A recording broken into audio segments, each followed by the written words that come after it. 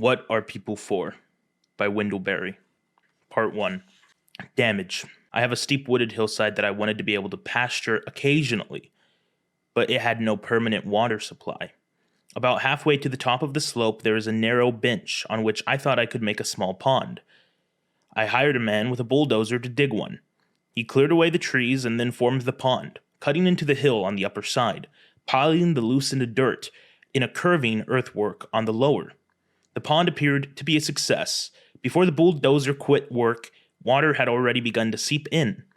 Soon there was enough to support a few head of stock. To hill the exposed ground, I fertilized it and sowed it with grass and clover. We had an extremely wet fall and winter, with the usual freezing and thawing.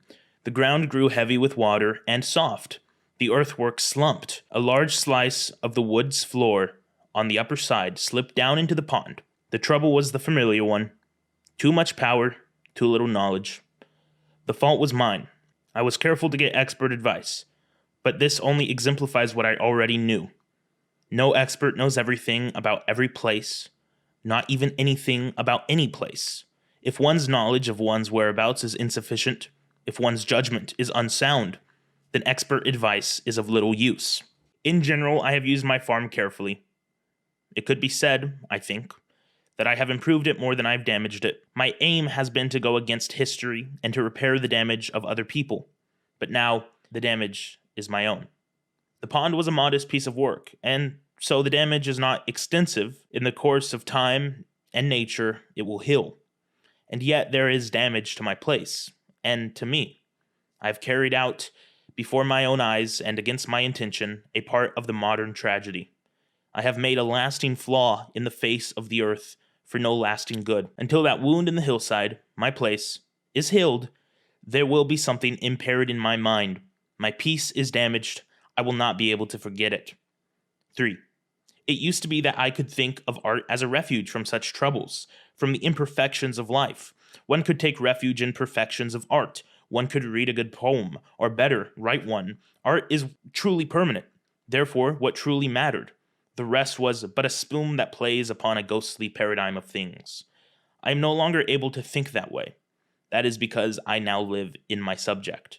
My subject is my place in the world, and I live in my place. There is a sense in which I no longer go to work.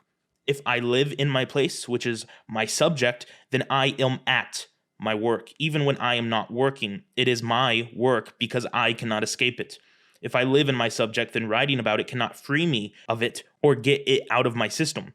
When I am finished writing, I can only return to what I have been writing about. While I have been writing about it, time will have changed it. Over longer stretches of time, I will change it. Ultimately, it will be changed by what I write, inasmuch I, who change my subject, am changed by what I write about it. If I have damaged my subject, then I have damaged my art. What aspired to be whole has met damage face to face and has come away wounded, and so it loses interest both in the aesthetic and in the purely aesthetic. It accepts the clarification of pain and concerns itself with healing.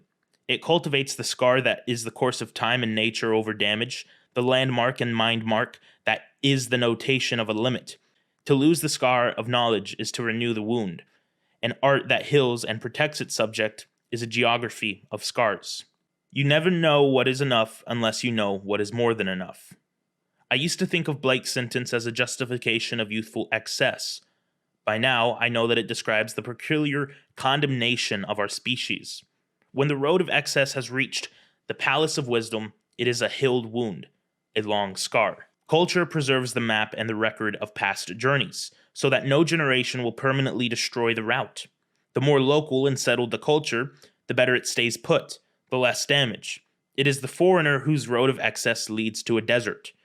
Blake gives just proportion or control in another proverb, quote, "No bird soars too high if he soars with his own wings," unquote. Only when our acts are empowered with more bodily strength do we need to think of limits. It was no thought or word that called culture into being, but a tool or a weapon. After the stone axe, we needed a song and story to remember innocence, to record effect, and so to describe the limits, to say what can be done without damage.